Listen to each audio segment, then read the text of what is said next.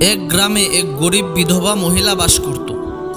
সে কয়েকটা মুরগি পুষত। মুরগির ডিম বিক্রি করে সে নিজের খরচ চালাতো। একটা লাল মুরগিকে বিধবা খুব ভালোবাসত। সেটা প্রতিদিনই একটা করে ডিম দিত। বিধবা তাই তাকে যত্ন করে একটু বেশি পরিমাণে খাবার দিত।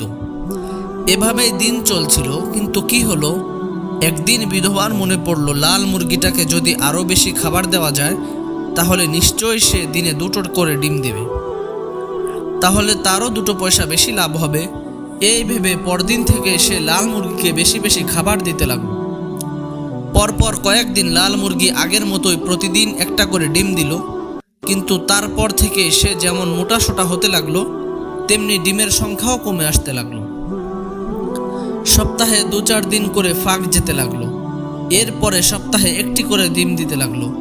আরও কিছুদিন যেতে সে বেশি খাবার খেয়ে এমনই মোটা হলো যে ডিম দেওয়া একবারেই বন্ধ করে দিল। এই অবস্থায় বিধবার তো কপালে হাত।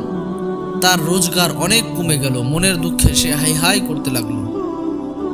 এই জন্য কথায় আছে, যার যেটুকু প্রয়োজন তার থেকে বেশি দিলে ফল বিপরীতই হবে, অথবা অতি লোভের ফল খারাপই হয়।